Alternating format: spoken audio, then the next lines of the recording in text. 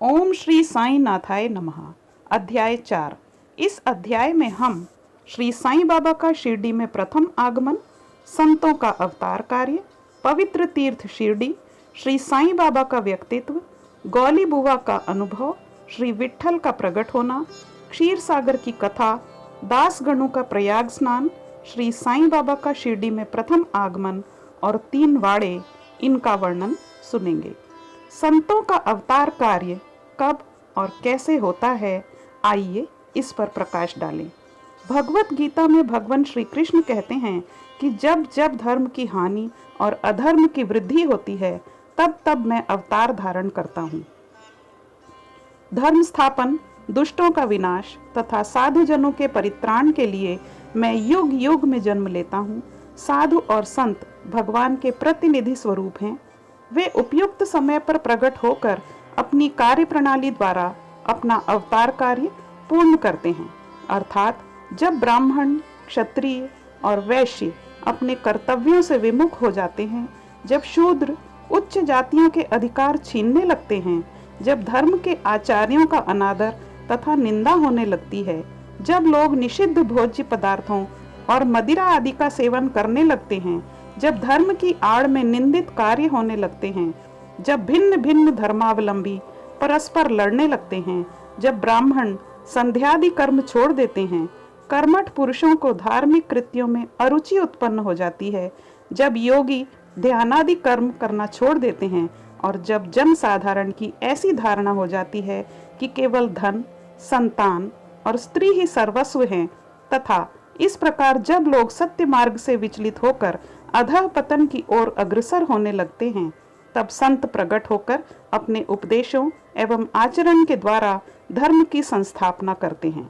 वे समुद्र के ज्योति स्तंभ की तरह हमारा उचित मार्गदर्शन करते हैं तथा सत्य पथ पर चलने को प्रेरित करते हैं।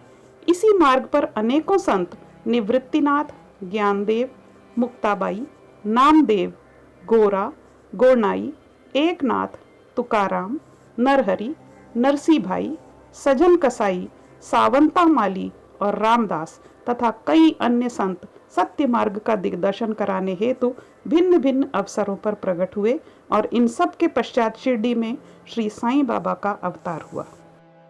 आइए अब पवित्र तीर्थ शिरडी के विषय में जानकारी प्राप्त करें।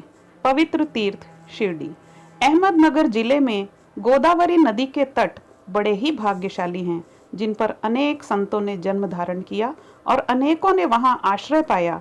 ऐसे संतों में श्री ज्ञानेश्वर महाराज प्रमुख थे। शिरडी अहमदनगर जिले के कोपरगांव तालुका में है। गोदावरी नदी पार करने के पश्चात मार्ग सीधा शिरडी को जाता है। 8 मील चलने पर जब आप नीम गांव पहुंचेंगे तो वहां से शिरडी दृष्टिगोचर होने लगती है।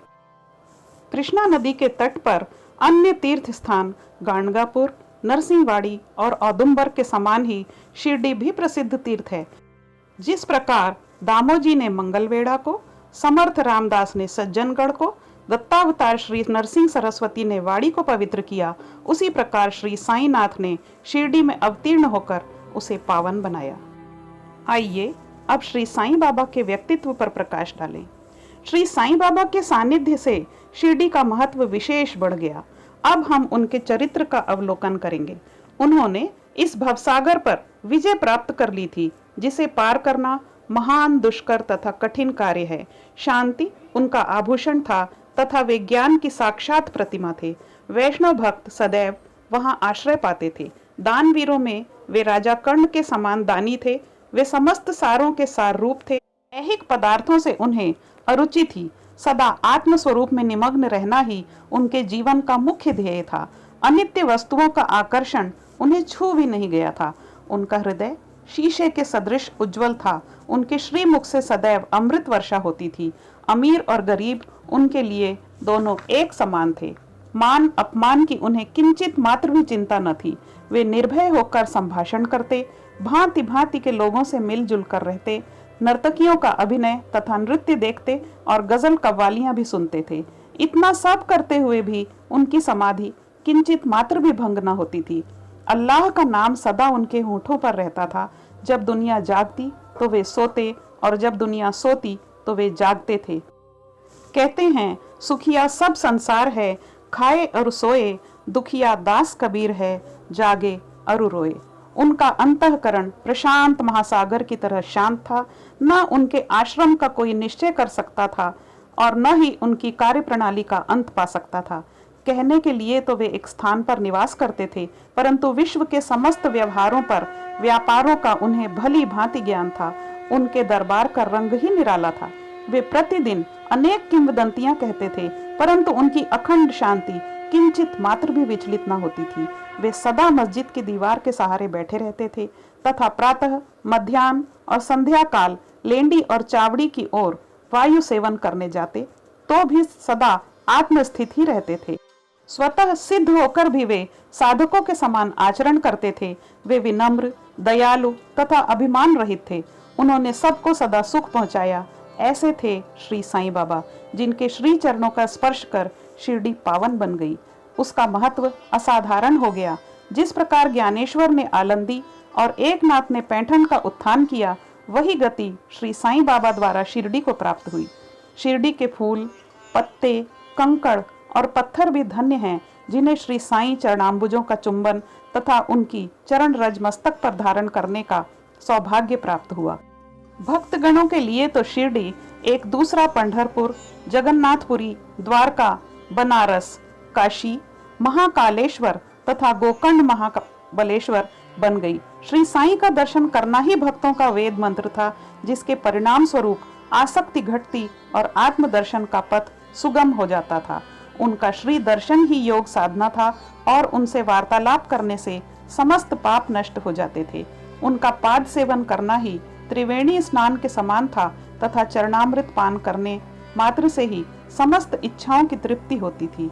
उनकी आज्ञा हमारे लिए वेद सदृश थी। प्रसाद तथा उदी ग्रहण करने से चित्त की शुद्धि होती थी। वे ही हमारे राम और कृष्ण थे, जिन्होंने हमें मुक्ति प्रदान की। वे ही हमारे परब्रह्म थे। वे छंदों से परे रहते तथा कभी निराश व हताश नहीं होते थे। वे सदा आत्मस्थित चैतन्य घन तथा आनंद की मंगल मूर्ति थे। कहने को तो शिरडी उनका मुख्य केंद्र था, परंतु उनका कार्यक्षेत्र पंजाब, कलकत्ता, उत्तरी भारत, गुजरात, ढाका और कोंकण तक विस्तृत था।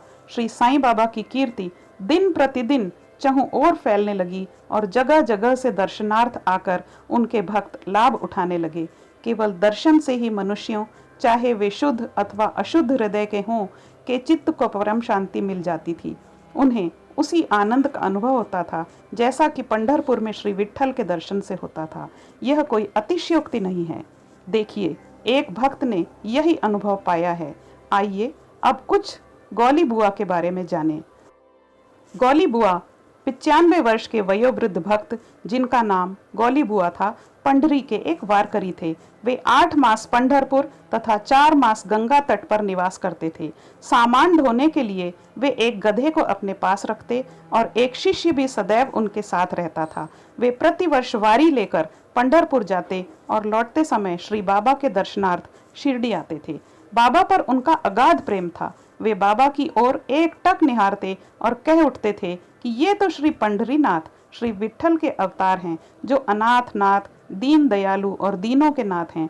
गौली बुआ श्री विठोबा के परम भक्त थे।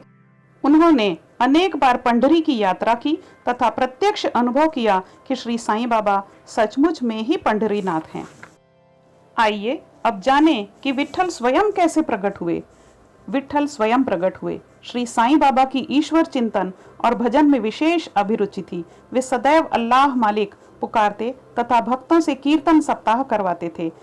इसे नाम सप्ताह भी कहते हैं। एक बार उन्होंने दासगणों को कीर्तन सप्ताह करने की आज्ञा दी। दासगणों ने बाबा से कहा कि आपकी आज्ञा मुझे शिरोधार्य है, परंतु इस बात का आश्वासन मिलना चाहिए कि सप्ताह के अंत में विट्ठल अवश्य प्रकट होंगे। बाबा ने अपना हृदय स्पर्श करते हुए कहा कि विट्ठल अवश्य प्रकट होंगे, परंतु साथ ही भक्तों में श्रद्धा व तीव्र उत्सुकता का होना भी आवश्यक है। ठाकुरनाथ की डंकपुरी, विट्ठल की पंडरी, रणछोड़ की द्वारिका यही तो है। किसी को दूर जाने की आवश्यकता नहीं है। क्या विट्ठल कहीं बाहर से आएंगे? वे तो यहीं विराजमान है। जब भक्तों में प्रेम और भक्ति का स्रोत प्रवाहित होगा तो विट्ठल स्वयं ही यहाँ प्रकट हो जाएंगे। सप्ताह समाप्त होने के बाद विठ्ठल भगवान इस प्रकार प्रकट हुए।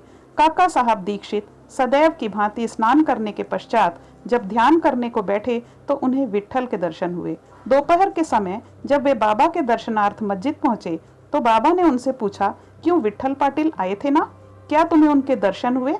वे बहुत चंचल हैं, उनको दृढ़ता से पकड़ लो, यदि थोड़ी सी असावधानी की तो वे बचकर निकल जाएंगे। यह प्रातः काल की घटना थी और दोपहर के समय उन्हें पुनः दर्शन हुए। उसी दिन एक चित्र बेचने वाला विठोबा के 25-30 चित्र लेकर वहां बेचने को आया। यह चित्र ठीक वैसा ही था जैसा कि काका साहब दीक्षित को ध्यान में दर्शन हुए थे। चित्र देखकर और बाबा के शब्दों का स्मरण कर काका साहब को बड़ा विस्मय और प्रसन्नता हुई। उन्होंने एक चित्र सहर्ष खरीद लिया और उसे अपने देवघर में प्रतिष्ठित कर दिया। ठाणा के अवकाश प्राप्त मामलतदार श्री बी.वी. देव ने अपने अनुसंधान के द्वारा यह प्रमाणित कर दिया कि शिरडी पंढरपुर की परिधि में आती है।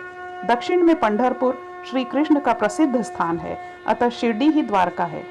साईं लीला पत्रिका भाग 12 अंक 1, 2, 3 के अनुसार द्वारका की एक और व्याख्या सुनने में आई है, जो कि कैवारी नारायण अय्यर द्वारा लिखित भारतवर्ष का स्थायी इतिहास में स्कंद पुराण से उद्धृत की गई है। वह इस प्रकार है। चतुर्वर्णामपि वर्गाणाम यत्र द्वाराणि सर्वतः अतो द्वारात्वतीत युक्ता विद्वद्भिस्तत्त्ववादिभिः। जो स्थान चारों वर्ण के लोगों को धर्म, अर्थ, काम और मोक्ष के लिए सुलभ हो, दार्शनिक लोग उसे द्वारका के नाम से पुकारते हैं।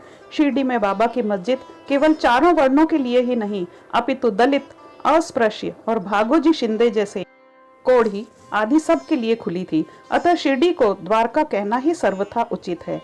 भगवंत राव क्षीर सागर की कथा।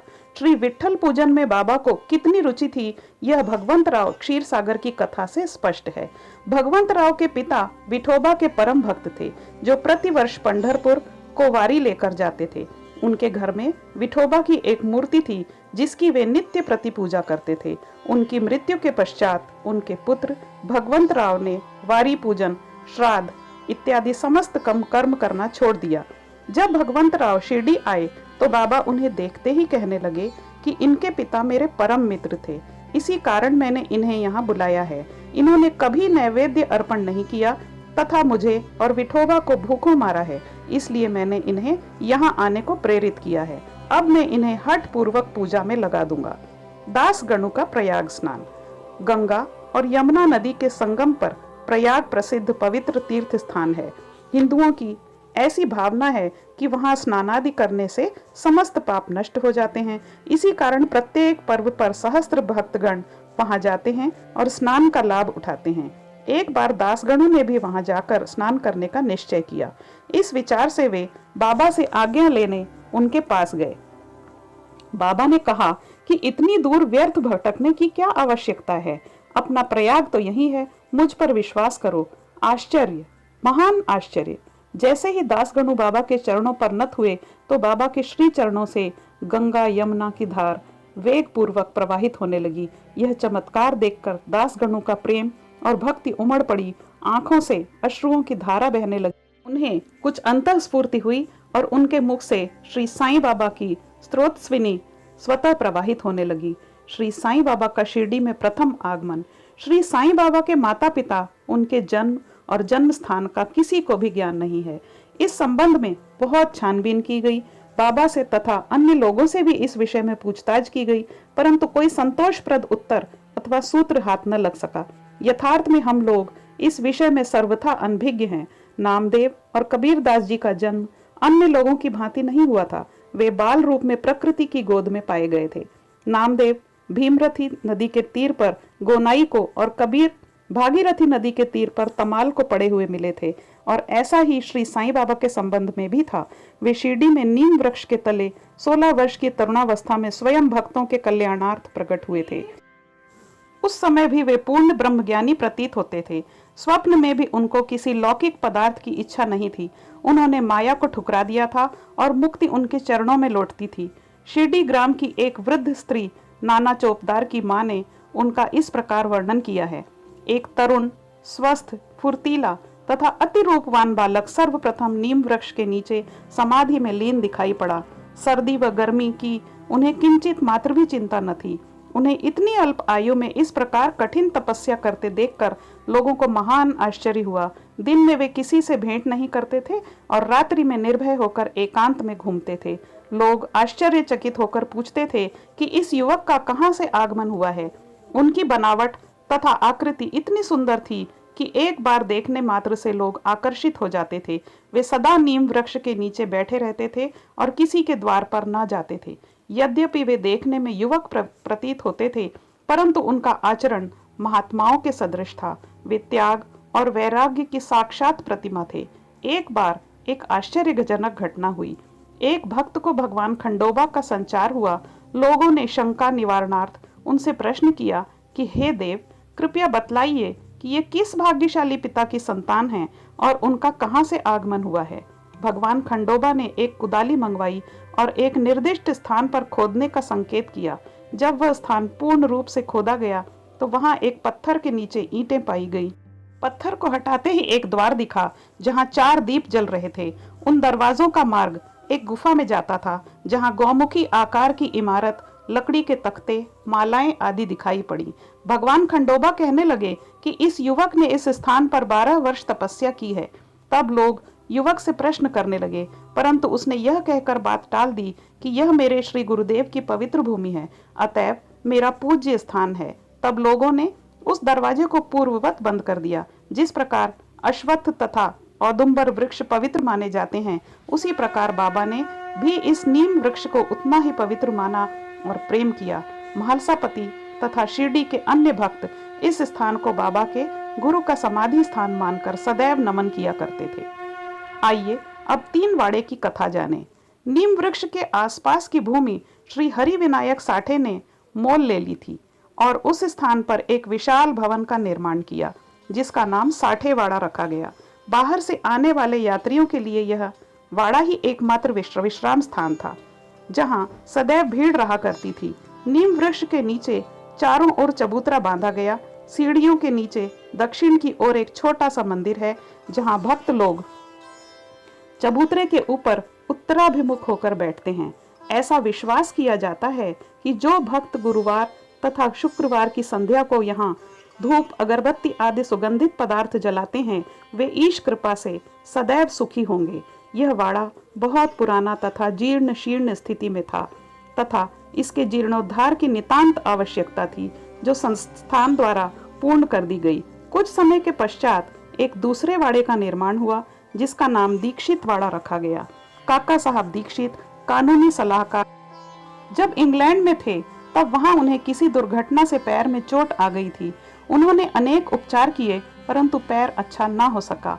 नाना साहब चांदोरकर ने उन्हें बाबा की कृपा प्राप्त करने का परामर्श दिया, इसलिए उन्होंने सन 1909 में बाबा के दर्शन किए। उन्होंने बाबा से पैर के बदले अपने मन की पंगुता दूर करने की प्रार्थना की। बाबा के दर्शन से उन्हें इतना सुख प्राप्त हुआ, उन्होंने स्थायी रूप से शिरडी में रहना स्वीकार कर लिया और इसी कारण उन्होंने अपने तथा भक्तों के हेतु एक वाड़े का निर्माण कराया। इस भवन का शिलान्यास दिनांक 9/12/1910 को किया गया। उसी दिन अन्य 2 विशेष घटनाएं घटित हुईं। श्री दादा साहब खापर्डे को घर लौटने की अनुमति प्राप्त हो गई और चावड़ी में रात्रि को आरती आरंभ हो गई। कुछ समय में वाड़ा संपूर्ण रूप से बन गया और रामनवमी के शुभ अवसर पर उसका यथाविधि उद्घाटन कर दिया गया। इसके बाद एक और वाड़ा मानो एक शाही भवन नागपुर के प्रसिद्ध श्रीमंत बूटी ने बनवाया। इस भवन के निर्माण में बहुत धनराशि लगाई गई। उनकी समस्त निधि सार्थक हो गई, क्योंकि बाबा का शरीर अब वहीं विश्रांति पा रहा है और फिलहाल वह समाधि मंदिर के नाम से विख्यात है। इस मंदिर के स्थान पर पहले एक बगीचा था, जिसमें बाबा स्वयं पौधों को सींचते और उनकी देखभाल किया करते थे। जहां पहले एक छोटी सी कुटी भी नहीं थी, वहां 3-3 वाड़ों का निर्माण हो गया। इन सब में साठे वाड़ा पूर्व काल में बहुत ही उपयोगी था। बगीचे की कथा, वामन तात्या की सहायता से स्वयं बगीचे की देखभाल, शिरडी से श्री साईं बाबा की अस्थायी अनुपस्थिति तथा चांद पाटिल की बारात में पुनः शिरडी लौटना, देवीदास, जानकी दास और गंगागीर की संगति, मोहिद्दीन तंबोली के साथ कुश्ती, मस्जिद में निवास, श्री डेंगले व अन्य भक्तों पर प्रेम तथा अन्य घटनाओं का अगले अध्याय में वर्णन किया जाएगा। श्री सतगुरु साईनाथार्पण मस्तु। शुभम भवतु। ओम श्री सच्चिदानंद सद्गुरु साईनाथ महाराज की जय। ओम साई राम।